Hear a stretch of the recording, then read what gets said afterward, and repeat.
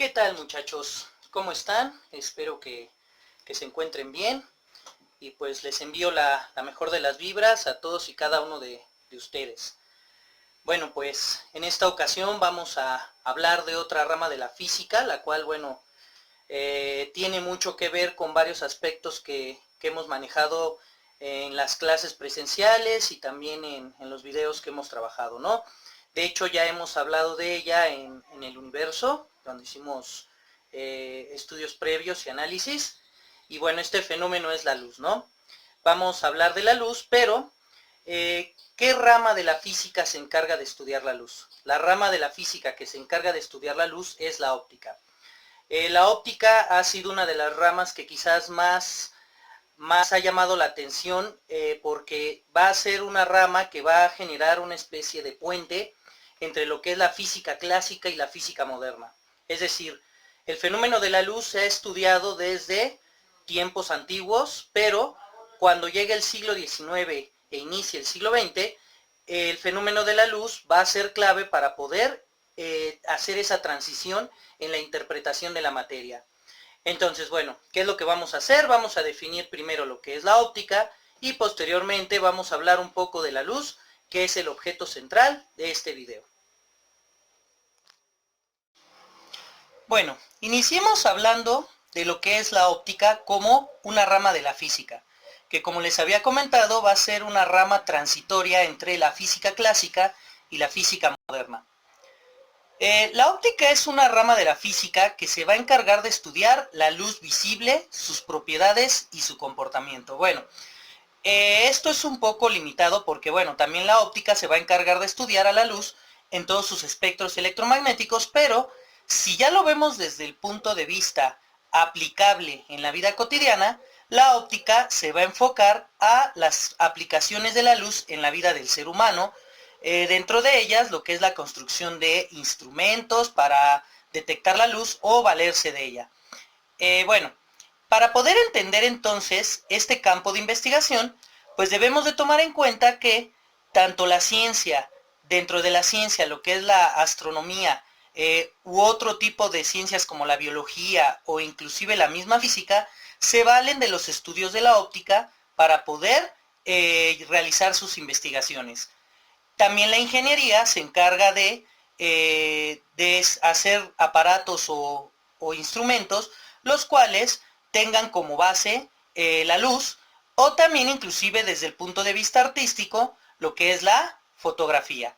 Sin duda, bueno, la óptica es una de las ramas de la física más aplicables dentro de la vida cotidiana. No con esto quiero decir que otras ramas no sean aplicables, pero bueno, si lo vemos desde este punto de vista, pues muchas de las cosas que tenemos a nuestro alcance como seres pertenecientes a una sociedad, pues se valen tanto de la óptica como de la electricidad y del magnetismo inclusive. Bueno, la óptica ha sido una ciencia que ha sido una rama del conocimiento dentro de la ciencia de la física que ha sido estudiada desde épocas antiguas. De hecho, se tienen antecedentes de lentes en el antiguo Egipto, la antigua Mesopotamia, e inclusive los griegos la veían desde el punto de vista filosófico a la luz. Es decir, personas como Deócrito, Epicuro, Platón o Aristóteles estudiaron la óptica porque les llamaba mucho la atención la recepción o visión de la luz y su emisión. Que bueno, esta cuestión de la emisión consistía en que los objetos, según los griegos, emitían copias de sí mismos mediante la luz, a la cual le llamaban eidola. Posteriormente los alquimistas, sobre todo islámicos de la época medieval, van a tener estudios también de óptica, donde, bueno, va a haber un hombre que se va a llamar Abu Ali al-Hasan o al-Hasan, quien va a ser considerado el padre de la óptica con su libro de óptica, el cual fue escrito en el siglo XI. Posteriormente, en el Renacimiento, se van a tener estudios también o interpretaciones de la luz y estas van a ser aplicables en la vida cotidiana, como la fabricación de los primeros anteojos prácticos que se van a llevar en Italia, o lo que en aquel entonces era la península itálica y sus reinos, en 1286. Posteriormente, Copérnico, Galileo Galilei y Johannes Kepler, los cuales son considerados astrónomos, pudieron llevar a cabo sus estudios astronómicos, gracias a la aplicación de principios de óptica. También se llevaron a cabo la construcción de los microscopios. La óptica entonces es una rama que va a estudiar a la luz, pero la interpretación de la luz va a estar en función de muchos modelos teóricos, los cuales se han trabajado a través del tiempo. Actualmente la óptica la podemos definir en tres ramas, que cada una de ellas interpreta a la luz desde un punto de vista teórico, como lo acabo de mencionar. La primera de ellas es la óptica física, donde la óptica física estudia la luz desde el punto de vista de una onda, que más adelante vamos a explicar esto. La otra es la óptica geométrica, que estudia la luz a partir de modelos matemáticos, que, bueno, más que nada son modelos geométricos de cómo se comporta la luz. Y vamos a tener lo que es la óptica moderna, que se va a encargar de estudiar a la luz desde un punto de vista de la física cuántica, es decir, desde un punto de vista, en principio, de partícula, pero posteriormente va a agregar esta cuestión de la onda. Cada una de ellas tiene un conjunto de autores, los cuales han aportado una serie, por así decirlo, de conceptos y teorías para poder entender a la luz. Pero de todas formas, todas estas tres ramas se van a llegar a unificar en algún momento y el fenómeno de la luz se va a complejizar. Entonces, para poder entender la óptica como tal, primero debemos de entender a la luz. Recordemos que nosotros en un video anterior hablamos de cómo se produce la luz en el espacio y cómo esta ha sido relevante para poder entender el comportamiento no solo del universo, sino de la materia y el espacio en general. Hablemos un poco de la luz. Como nosotros ya lo habíamos explicado en el video de la luz emitida por los cuerpos celestes, la luz está formada por vibraciones electromagnéticas que, bueno, tienen longitudes de onda que van aproximadamente de 350 a 750 nanómetros. Ahora, esta luz, como lo acabamos de mencionar, se produce debido a que los electrones saltan entre los átomos.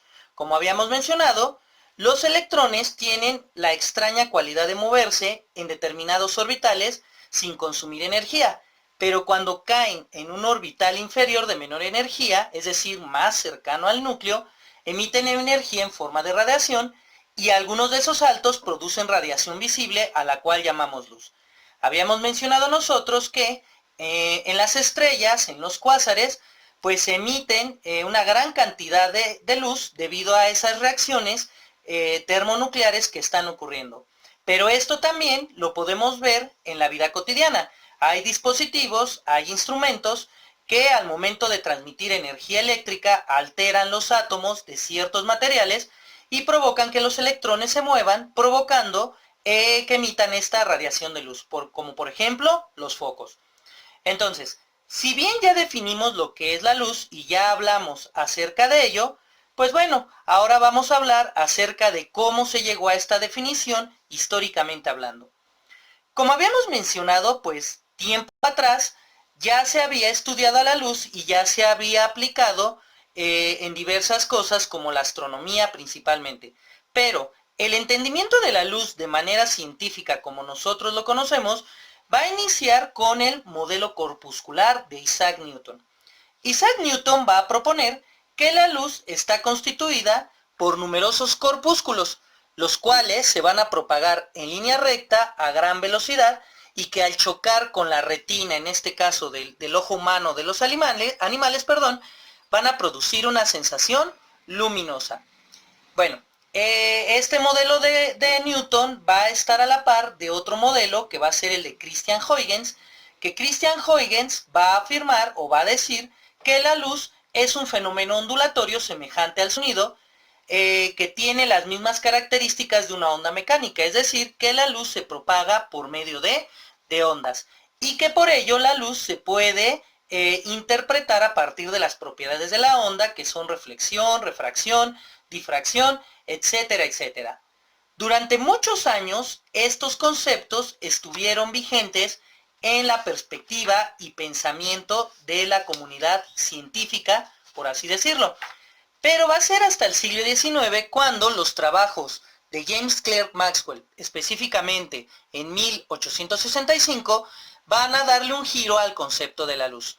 ¿Por qué? Porque Maxwell va a proponer que la luz está formada por ondas electromagnéticas, es decir, que la luz es el resultado de la interacción de campo eléctrico y magnético producido por las reacciones y por las alteraciones de los electrones en ciertos materiales. Esto va a ser fundamental porque Maxwell va a constituir un conjunto de ecuaciones, las cuales se conocen como las ecuaciones de Maxwell, las cuales van a tratar de explicar a la luz como uno de los fenómenos más importantes para entender a la materia. E inclusive, bueno, posteriormente a esto, se va a entender que la luz va a viajar a una velocidad de 300.000 kilómetros sobre segundo, o 3 por 10 a la 8 metros sobre segundo. Pero lo importante de esto fue que Maxwell interpretaba la luz como ondas. Sin embargo, hacia el siglo XX, y como lo habíamos mencionado, va a llegar la física cuántica, y la física cuántica va a ser fundamental para poder entender a la materia, pero sobre todo de ahí se va a poder definir lo que es la luz. Los trabajos de Max Planck, los trabajos de Albert Einstein, hablando del fenómeno fotoeléctrico, hablando de los cuantos de energía de Planck, y otro tipo de trabajos alusivos a las partículas y a la energía, van a llevar a que Louis de Broglie, en 1925, hable de una teoría la cual se conoce como el comportamiento dual de la luz. Louis de Broglie, en su tesis doctoral, va a proponer que la luz se comporta tanto como onda como partícula, es decir, son las dos cosas al mismo tiempo. Es decir que como onda la luz tiene frecuencia, tiene longitud de onda y tiene una velocidad de propagación. Y que como partícula va a tener una energía, es decir, va a tener una cantidad de energía y va a tener un momento lineal. Y como recordamos, posteriormente se va a descubrir lo que es el fotón, que es la partícula de luz, y este fotón va a tener una cierta cantidad de energía, va a surgir a partir de un conjunto de reacciones, y con ello prácticamente nosotros comprendemos a la luz desde este punto de vista. Actualmente, pues la luz se ve desde un punto de vista cuántico y relativista, y gracias a ello, pues nosotros podemos entender no solamente su producción, sino su aplicación y su repercusión en el universo en general. Todos estos trabajos, desde el punto de vista de la mecánica cuántica y de la teoría de la relatividad, han concluido que la luz está formada por un conjunto de espectros electromagnéticos, los cuales tienen frecuencia, longitud de onda distinta y también tienen una cantidad de energía distinta. Este espectro electromagnético es muy importante porque con él se puede comprender la naturaleza de la luz y los distintos tipos de energías que emite, en este caso, una estrella. También esto nos sirve para entender que el ojo humano solamente puede alcanzar a captar un cierto tipo de radiación a la cual se le conoce como la luz visible. Hablemos un poco de lo que es el espectro electromagnético.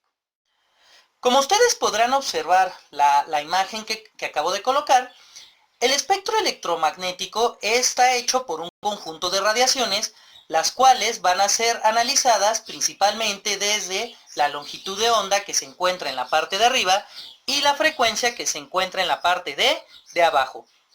Estos dos factores a mí me van a definir cuál es el comportamiento de estas radiaciones, y también desde el punto de vista cuántico puedo observar cuál de estas radiaciones tiene mayor o menor energía, etcétera, etcétera. Si ustedes observan en la parte de arriba, yo tengo lo que son las longitudes de onda, y del lado derecho a izquierdo, estas van a ir van a ir más bien aumentando. Es decir, que en el caso de los rayos gamma, van a tener una longitud de onda menor, es decir, las crestas van a estar muy juntas, en un margen de 10 a la menos 12 metros, que es un valor muy pequeño, y después van a seguir los rayos X, que es 10 a la menos 10, los ultravioleta, que son 10 a la menos 8, la luz visible, que es la perceptible para el ojo humano, 0.5 por 10 a la menos 6, después va a venir la luz infrarroja, que es 10 a la menos 5, después van a venir las microondas y posteriormente las ondas de radio. Es decir, que los rayos gamma van a tener muy baja longitud de onda, van a ser frecuencias, o más bien van a ser longitudes de onda muy pegadas, y conforme me voy hacia la izquierda, estas van a ir aumentando. Por otro lado, la frecuencia va a tener el efecto inverso, es decir, cuando la longitud de onda es muy pequeña, la frecuencia va a ser mucho mayor.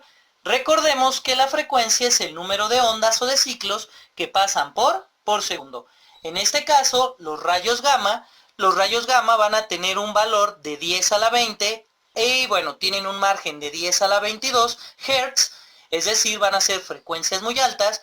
Después van a estar los rayos X en 10 a la 18, después los ultravioleta, que es 10 a la 16, luego la luz visible, que es, la luz que nosotros vemos, 10 a la 15, después infrarrojo va a estar entre 10 a la 12, 10 a la 13 más o menos.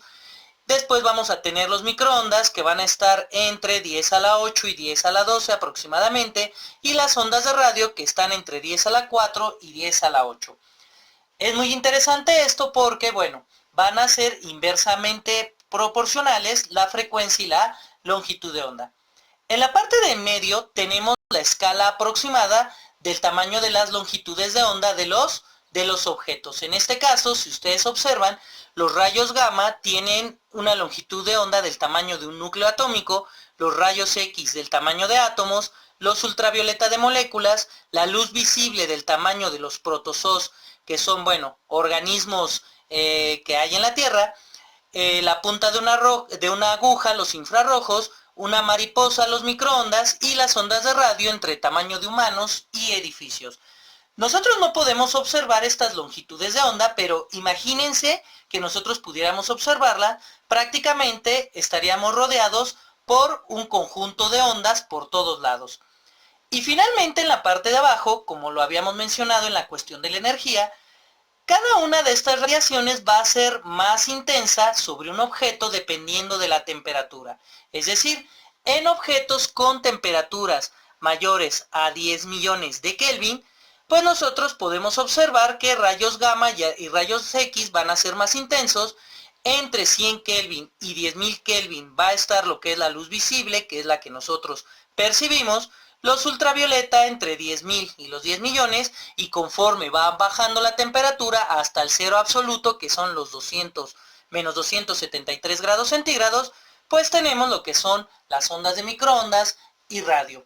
Esto es una interpretación desde el punto de vista de la mecánica cuántica. Hemos observado entonces cuáles son los principales modelos teóricos que nos sirven para entender a la luz como un fenómeno físico.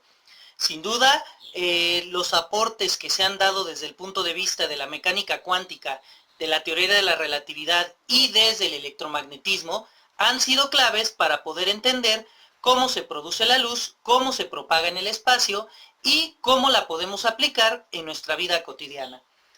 Este video se puede complementar con el de la luz emitida por los cuerpos celestes y podemos entender cómo la luz también se genera a nivel humano o a escala en el planeta. Los dispositivos, los aparatos, todo aquello que genera luz, pues es resultado de esa excitación de electrones, los cuales al cambiar de órbita emiten radiación. Posteriormente hablaremos de estas aplicaciones de la luz, ya sea para la fabricación de lentes, para el diseño de láseres, para la ingeniería o inclusive para poder detectar todo tipo de objetos en el espacio o inclusive a nivel microscópico.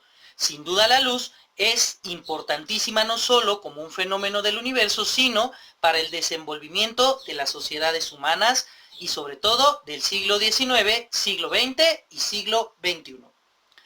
Hasta aquí llegaría nuestro video y bueno, ¿qué es lo que quiero que hagan? Quiero que realicen un apunte de esto y este apunte pues me lo van a entregar como evidencia. Por mi parte es todo y espero que les haya agradado este video y les mando la mejor de las vibras. Namaste.